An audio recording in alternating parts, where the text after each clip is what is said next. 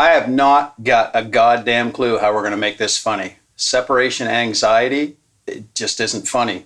My story isn't, and I don't think anybody else's story is. So watch us do our magic. This is United A-Holes, a video cast discussing cultural topics with no filter.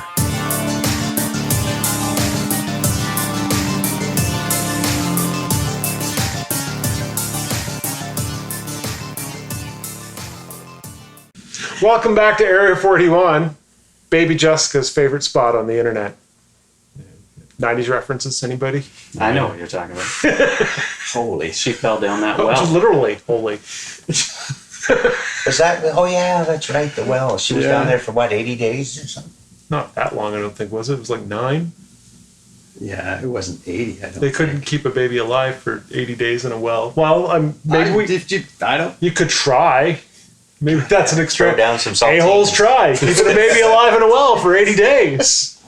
Here's some crackers, baby, and some water. You and Amanda need to procreate, but you don't want kids. This is a great chance for the experiment. It's gone so well. Take one for the team, Amanda. Oh, wow. What do they do if it lives after the 80 days? Yeah.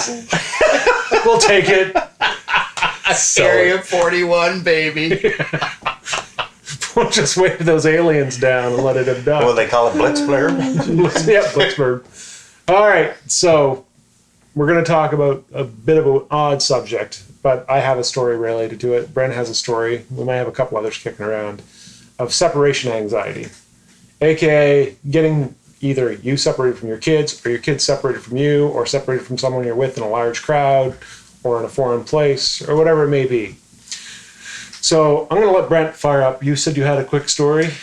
Michael would have been about 5, 6, somewhere in there.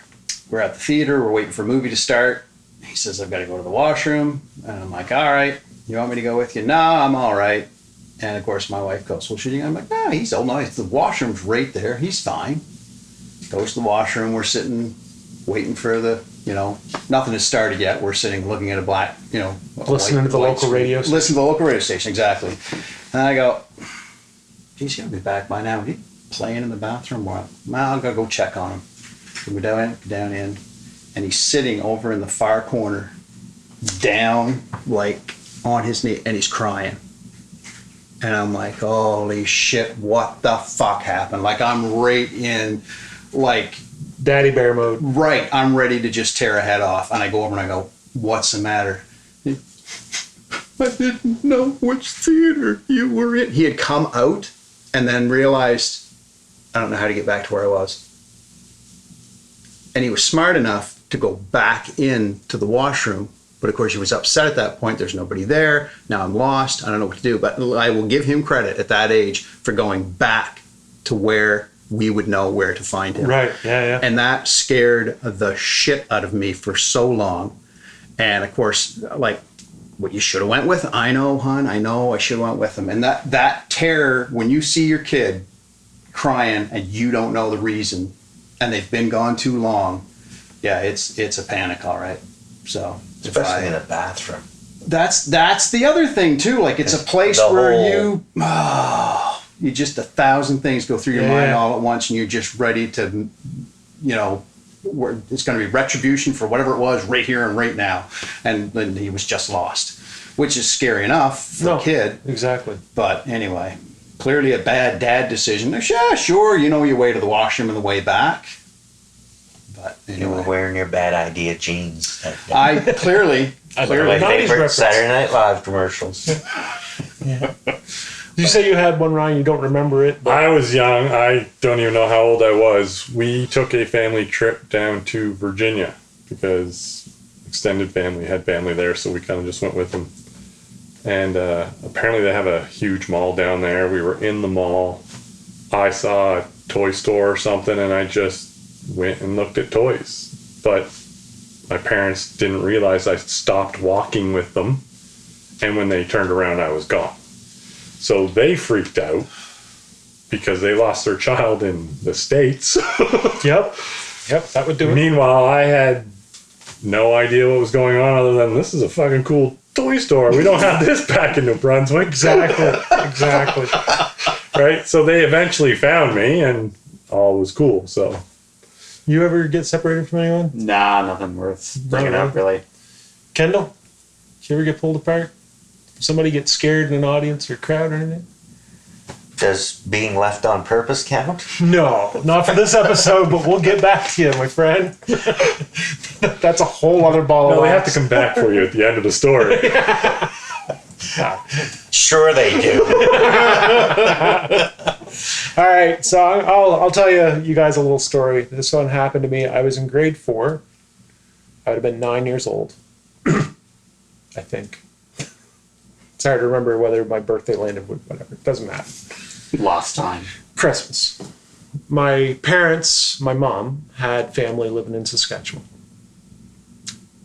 So they decided that what better thing to do to a kid at Christmas than let's not have presents here, let's fly 3,000 kilometers and do Christmas where it's minus 47 C, where you can die in 30 seconds outside. Great idea. But off to Saskatchewan we go for 3 weeks.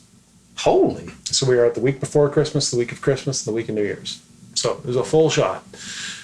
My aunt and uncle that lived there, my cousins, stuff, were awesome people. So it was fun. We definitely did not lack for entertainment or anything else. It was great. My uncle was a superintendent of a bunch of apartment and condo complexes and townhouses, like a big spot in Regina. So he oversaw all the maintenance and all the tenant collection issues and you name it, whatever else. This is 84.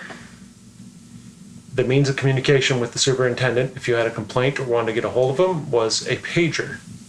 I had never seen a pager, so I had asked a lot of questions, being into video games and Atari and everything else. Like, what's the thing on your hip? And he explained it all out to me.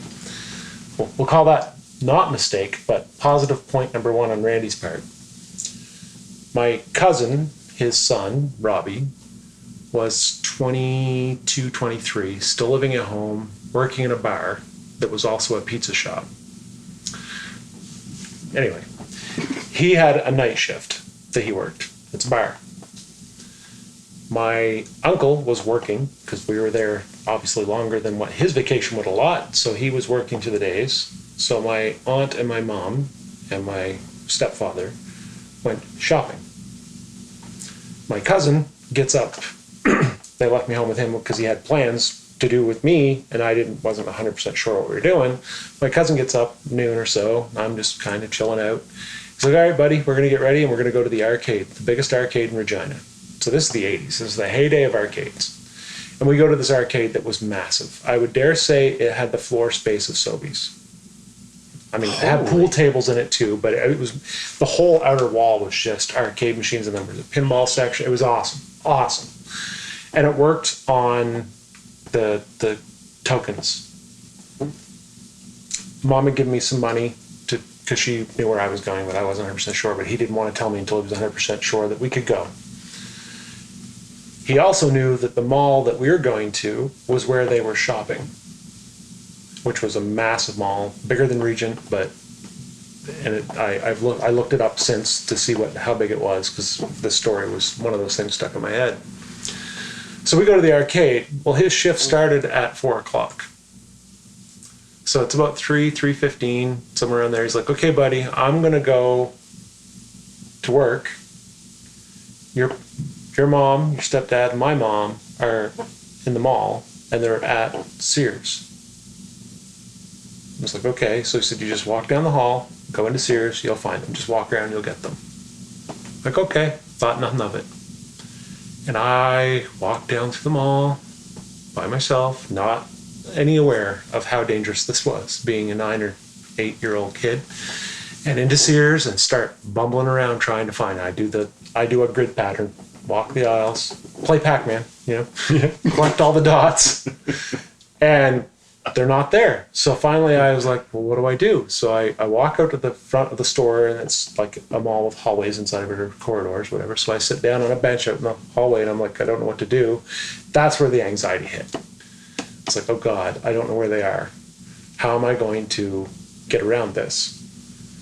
So then I get up and I walk over to the counter, like a customer return counter at Sears, and I ask the woman if they can call for my mom. And she goes, what's her name? And they call, and I wait. And like 15 to 20 minutes goes by, nobody.